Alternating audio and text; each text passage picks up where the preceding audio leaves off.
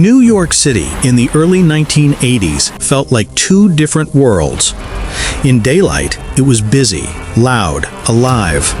At night, it belonged to someone else entirely, to the Mafia, a network of 5 powerful families controlling unions, industries, construction, trucking, everything. One of these families, the Gambino family, had a rising star whose ambition burned hotter than the streets he ruled. John Gotti, a flashy captain from Queens, known for expensive suits and explosive temper.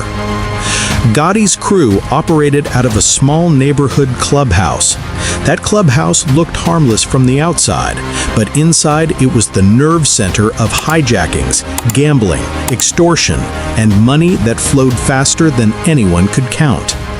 But every empire has a weak point.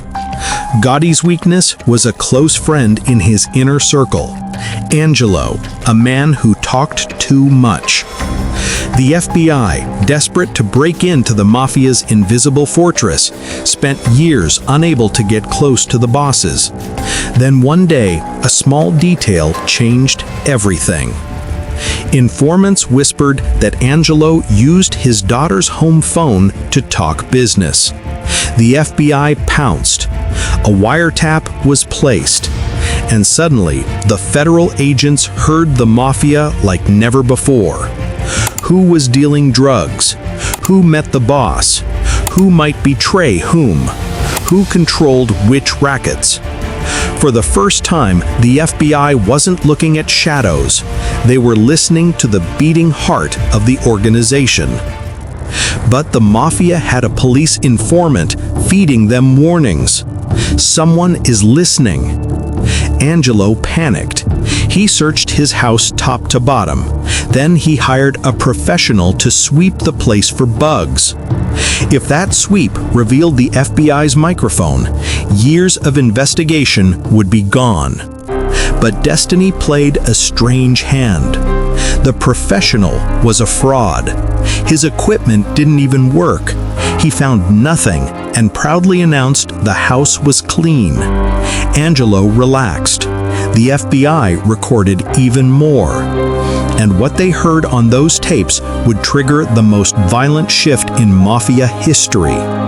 Because Angelo revealed something unforgivable. Gotti's men were selling heroin, a crime punishable by death in Mafia rules.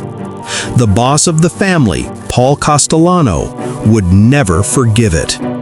And John Gotti knew exactly what that meant.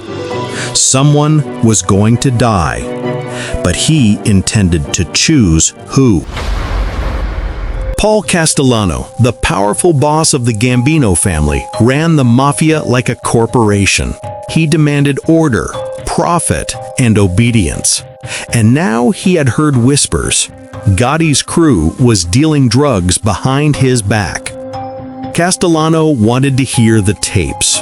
If he confirmed the betrayal, he would order the entire crew wiped out. But something critical happened at the same time. The underboss of the family, Neil Delacroze, who deeply respected Gotti, died of cancer. Neil's death removed the only barrier preventing Castellano from acting. The moment the funeral ended, Castellano made his move. He planned to reorganize the family.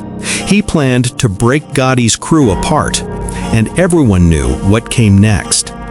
Gotti realized he had 2 choices: wait to be executed or strike first. He chose the second. Quietly, Gotti gathered men he trusted, men who were loyal, ambitious, and ready to take the biggest risk in Mafia history. He also approached an important figure known for his toughness and discipline, Sammy the Bull Gravano, a key player in the family's construction rackets. Gravano agreed. He had heard enough complaints from other captains. Castellano was losing respect. The family needed a new center of gravity. And so the plan was set. December 16th, 1985. New York was wrapped in winter. Castellano and his driver parked outside a famous steakhouse in Manhattan. They were heading for a routine dinner meeting. When they stepped out of the car, 4 shooters in identical coats and hats approached from the crowd. They fired quickly, precisely, professionally. The boss of the Gambino family collapsed on the sidewalk before he even understood what was happening. His driver died seconds later. Down the street, a car waited. Inside it sat Gotti and Sammy.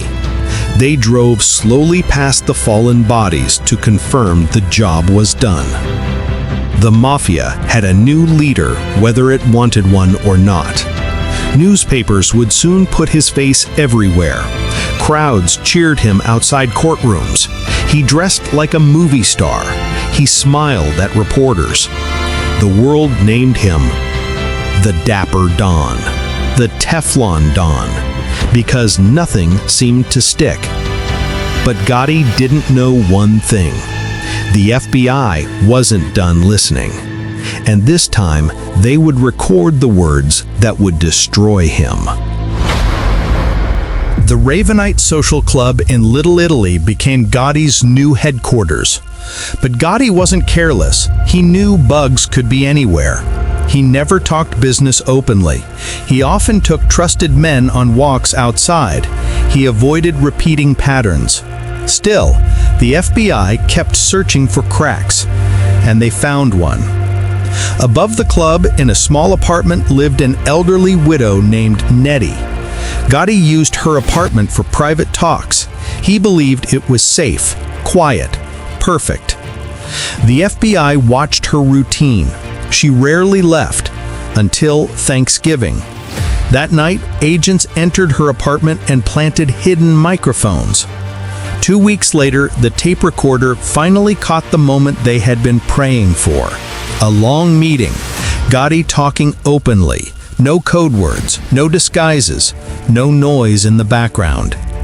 The Teflon Don told the truth with his own voice. He explained how he controlled unions. He listed which rackets made money. He described violence he ordered. Most explosive of all, he complained bitterly about Sammy, accusing him of taking too much money and acting independently. These insults meant little at the time, but they would become the seed that destroyed the entire empire. The following year, the FBI arrested Gotti, Sammy, and their top advisor. At the bail hearing, the tapes were played in court. Sammy heard everything: the money accusations, the criticisms, the betrayal. And something broke. Sammy realized Gotti planned to blame him for the murders. To Gotti, he was now a shield, someone to take the fall. Sammy made a choice no one expected. He turned himself over to the FBI, and he told them everything. How the money flowed, how the murders were planned, how the steakhouse assassination was organized, how juries were bribed, how law enforcement was corrupted. With Sammy's testimony and the tapes from the apartment, the government built a perfect case. Gotti was found guilty on multiple murders and racketeering. The man who once walked through crowds like a king now walked into a cell he would never leave. He died years later behind bars, far from the spotlight he once controlled so confidently. New York slowly changed. Unions, markets, and industries began to break free from mafia control. The shadow that had hung over the city for decades finally began to lift.